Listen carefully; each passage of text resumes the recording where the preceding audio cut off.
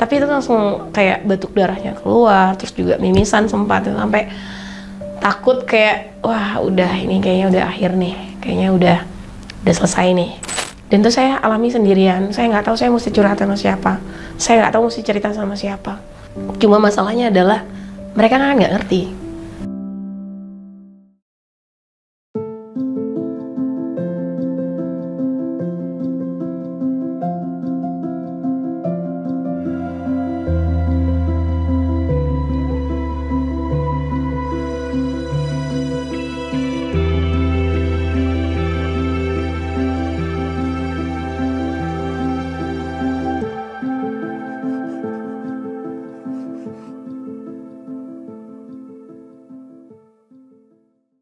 Oke, nama saya Farhan Sarimita Winarni.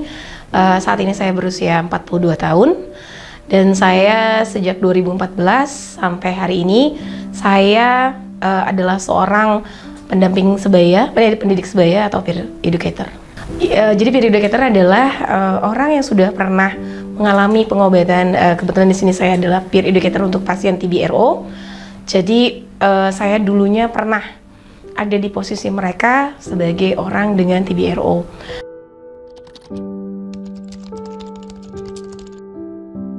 Oke, pertama kali saya itu punya pengalaman dengan TB di tahun 2008. Saya ke puskesmas, ditanganin, terus dimasuk.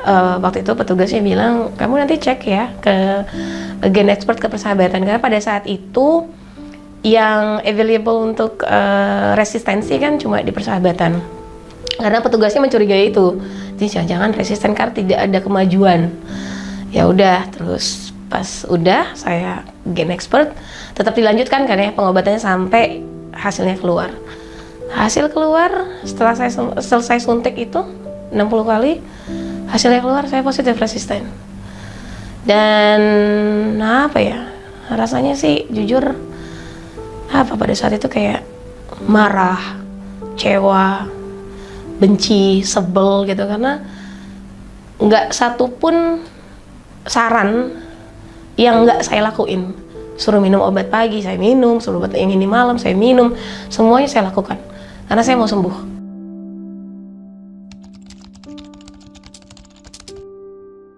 Aku pengobatan itu kalau dihitung sekitar 20 bulan. Aku suntiknya ada sekitar 7 bulanan ya kalau nggak salah tuh. 7 bulanan. Ya lumayan nggak enak ya, maksudnya walaupun saya lebih suka disuntik dibanding telan ya, maksud telan obat gitu. Jadi hal-hal yang saya nggak ngerti gitu loh, kenapa bisa terjadi. Dan itu saya alami sendirian, saya nggak tahu saya mesti curhat sama siapa, saya nggak tahu mesti cerita sama siapa. Ya saya paham kalau orang peduli gitu, keluarga saya kebetulan peduli, semuanya mendukung. Petugasnya juga cukup baik. Cuma masalahnya adalah mereka kan nggak ngerti rasanya gimana sih minum obat 15 butir setiap hari terus tanpa suntik gitu. Kalian nggak akan pernah ngerti. Itu waktu itu yang bikin saya tuh cukup jadi orang yang apa ya, agak tertutup sekali dan mudah marah waktu itu. Gampang banget marah.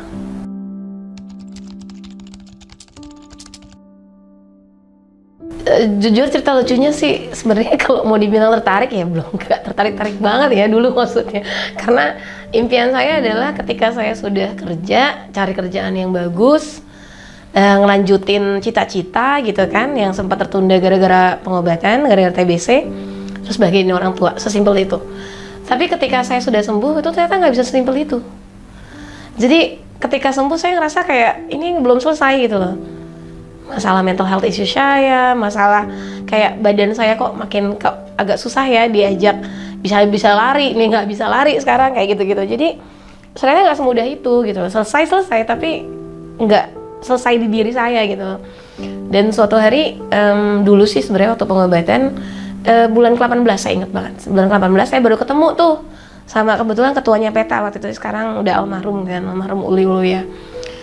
Dia tuh sempet yang deketin kita-kita gitu. Sampai mikir, lu ngapain sih? Lu ngapain nanya-nanya? Lu ngapain gini? Lu siapa? Kayak gitu-gitu. Jadi kayak, kan mungkin juga semua orang tahu kalau kita lebih tertutup ya, pasien TB. Ketika ada orang asing deketin, kita akan banyak, apaan lu? Gitu, siapa? Gitu kan. Jaga benteng gitu istilahnya. Pada saat itu yang saya lakuin. Nah, pas saya tahu, oh ini toh yang namanya PETA, oh ini toh yang namanya pendamping sebaya gitu, peer educator pada saat itu kan sebutannya. Dan untuk pertama kalinya dia yang geret saya sih, geret saya untuk yuk ikut gabung, motivasi teman-teman yuk. Dan akhirnya saya sadari bahwa ya kalau bukan kita siapa lagi, karena ini penuh dengan pengobatan yang cukup penuh dengan stigma diskriminasi. Kalau bukan sebayanya, kalau bukan orang yang pernah peduli, pernah ada di posisi itu, siapa lagi yang mau peduli? Jadi mulai 2014 itu ketika diketok palu sembuh, saya langsung gabung sama PETA untuk jadi pendamping.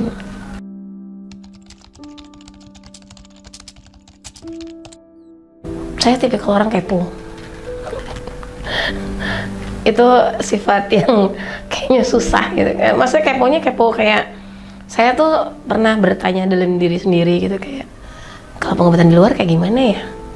Kira-kira sama nggak sih kayak di sini? Terus teman-teman di luar ngerasain hal yang sama nggak ya kayak kita teman-teman di sini, efek samping dan segala macamnya.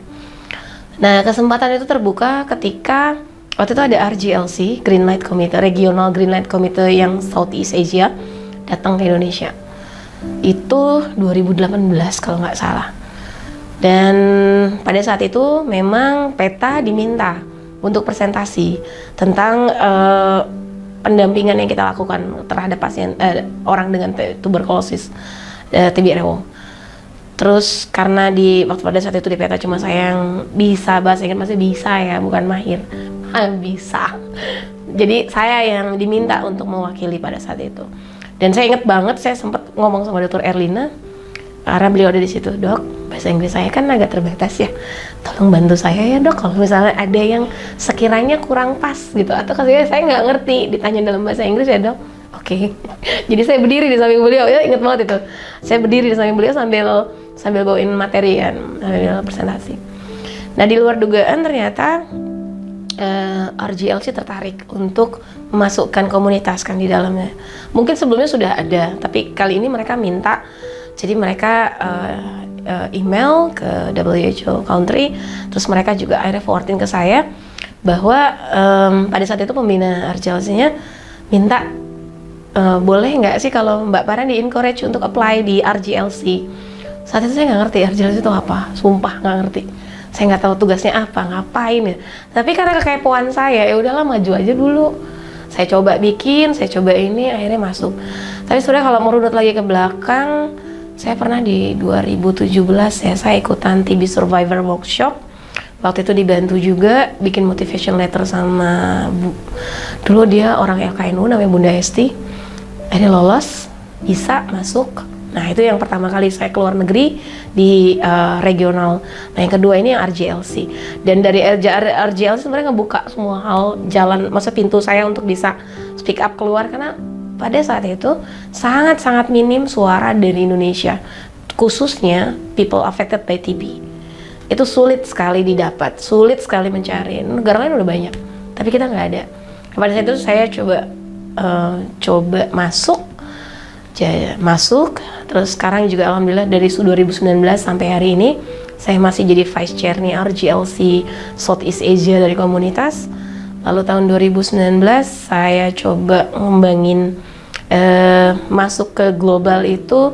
2019 ada dua hal waktu itu. Yang pertama saya ikut Civil Society Task Force, itu juga kita kerja bareng sama DG Dr. Tedros untuk komunitas. Lalu yang satunya lagi saya mencoba untuk mengembangkan atau menginisiasi Indonesia Muda untuk Tuberkulosis dari Youth Town Hall TB pertama di dunia, diadain di Indonesia pada itu tahun 2019 juga. Jadi dari situ mulai gabung ke yang lain, TB Cap dan lain-lain gitu sih.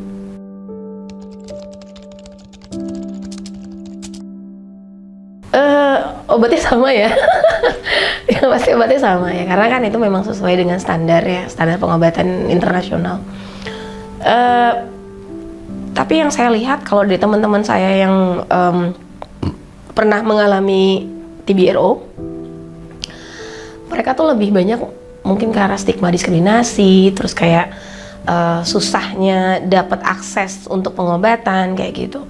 Dan tapi kalau untuk efek samping obat, mereka tuh justru malah kayak apa ya, yang buat saya merasa beruntung saya adalah saya pernah pengobatan di Indonesia adalah kita punya pendamping pasien, kita ada peer educator, peer support, apapun sebutannya hari ini kita punya itu. Tapi di luar tuh jarang sekali, karena balik lagi stigma di sebenarnya terlalu kencang. Jangankan untuk kita jadi mau mendampingi orang yang masih pengobatan, kita jadi orang dengan TB aja itu udah nge-hide banget, maksudnya ditutup rapat sampai orang gak ada yang tahu. Yang menarik di global adalah juga seperti di WHO, saya beruntung bisa masuk Civil Society Task Force juga salah satunya, karena mereka cukup melibatkan, jadi benar-benar melibatkan kami di Civil Society Task Force yang isinya komunitas, yang isinya orang dengan HIV, orang dengan TB, maksudnya penyintas TB gitu. Kita dilibatkan dalam segala bentuk, kayak misalnya co-creation, kayak kita terlibat dalam GDG, namanya Guideline Development Group. Nah, tim ini itu yang mendesain seperti apa sih pengobatan TB berikutnya. Jadi guideline WHO itu tidak hanya melibatkan para expert tapi juga komunitas. Makanya kenapa saya merasa terlibat di TB itu benar-benar terlibat, maksudnya kita sebagai komunitas benar-benar dilibatkan gitu, karena kita punya suara di situ. Kita bisa misalkan, oh saya nggak setuju ini begini gini, mereka oh ya udah oke, kamu yang paling tahu misalnya. Jadi mendengar suara kita, mendengar suara komunitas. Ya beruntung sih, maksudnya saya merasa salah satu yang beruntung karena saya tahu dengan pasti tidak semua penyintas TB itu punya kesempatan seperti saya.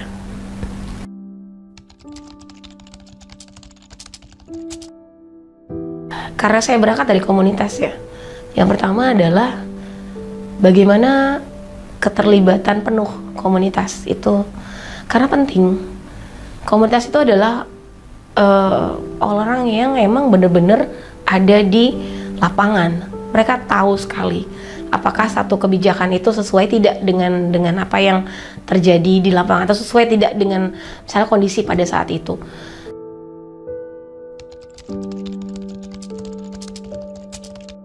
Kejadiannya tuh baru mungkin setahun atau 2 tahun yang lalu.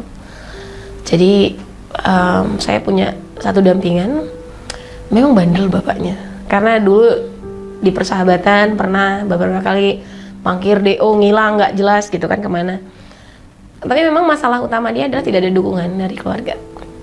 Dan akhirnya suatu hari dia udah setengah ngilang gitu ya, udah DO, tiba-tiba dia balik ke puskesmas waktu itu. Dia ngerasa badannya nggak enak dan dia tahu kan dulunya dia punya apa. Dia baliklah kembali ke puskesmas. Dan pada saat itu masih bisa jalan, masih bisa melihat gitu kan. Terus dia enrollment kan, akhirnya masuk dengan XDR karena MDR-nya sudah nggak bisa. Sekarang masuk dengan XDR. Yang bikin saya sedih dan buat saya parah banget adalah keluarganya. Ketika dia pengobatan, sebetulnya kan apalagi sih yang diharapin? Saya disupport lah, setidaknya semua orang yang kenal saya deh, setidaknya sama keluarga saya deh gitu kan. Tapi itu tidak dia dapatkan, dia nggak punya itu.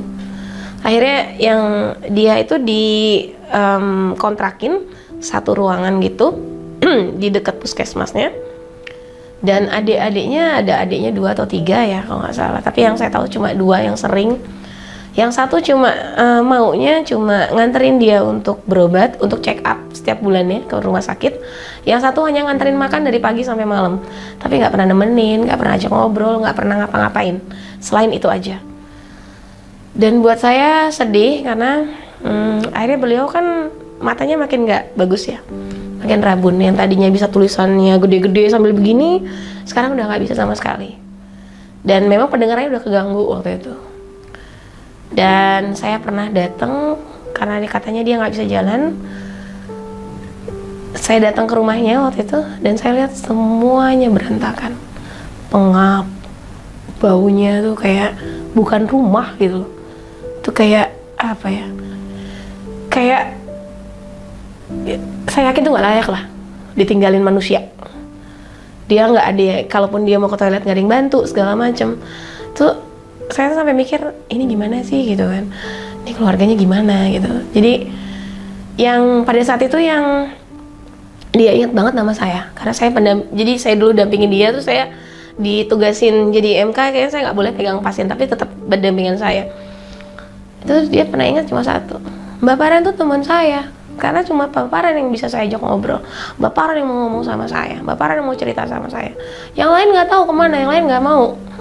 Jadi itu yang selalu bikin saya tuh kayak, ayo Ran, nggak boleh capek gitu, ayo nggak boleh capek, harus tetap jaga ini orang gitu kan. Dan yang bikin saya hancur, maksudnya kayak, ya mungkin itu pasien ya, maksudnya itu orang dengan TBC ya, orang lain, bukan keluarga, bukan apa, tapi buat saya tuh kayak, dia tuh ada di sini gitu loh, maksudnya dia tuh bukan sekedar cuma orang dengan TBC, dia tuh manusia loh gitu kan. Akhirnya saya dengar dia diambil sama dinas sosial karena nggak tahu gimana caranya dia nyampe di terminal waktu itu, minta-minta, dan cuma pakai sarung apa-apa kalau nggak salah ceritanya, padahal keluarganya ada. Dan ketika di konfirmasi, keluarganya bilang ya udah ambil aja. Ya buat saya kayak, segampang itukah kalian gitu loh.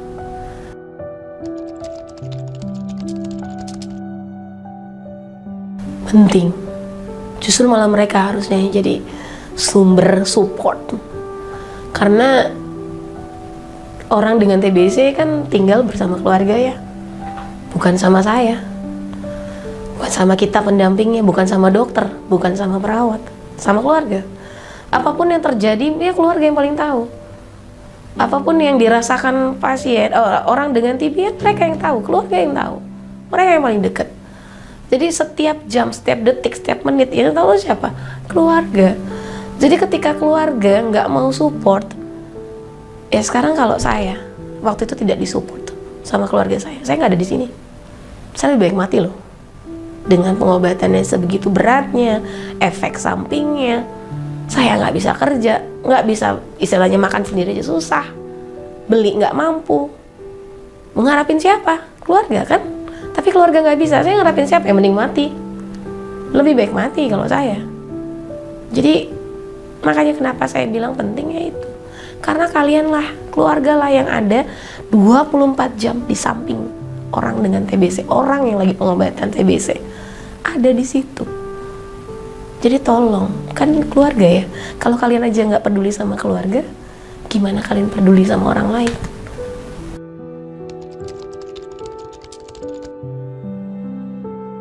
Oke, buat keluarga ya pesannya, saya tahu kok ini nggak mudah ketika menerima seseorang di keluarga kita tuh ada yang kena TBC.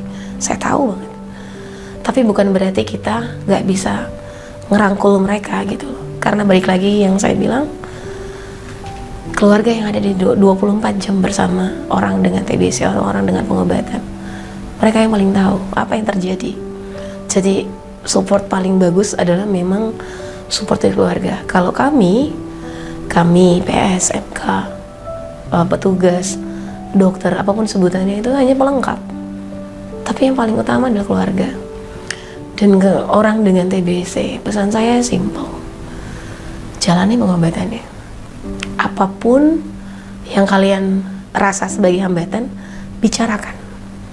Kalau nggak bisa bicara dengan keluarganya, bicarakan dengan pendampingnya. Jangan disimpan sendiri. Karena nggak akan ada masalah yang bisa selesai dengan ngomong, nggak ngomong, diem aja, itu nggak akan selesai. Jadi jalani. Lalu juga kalau ada masalah kita saling sharing. Insya Allah semuanya akan baik-baik aja. Karena kalau enggak, saya pun nggak akan berdiri di sini.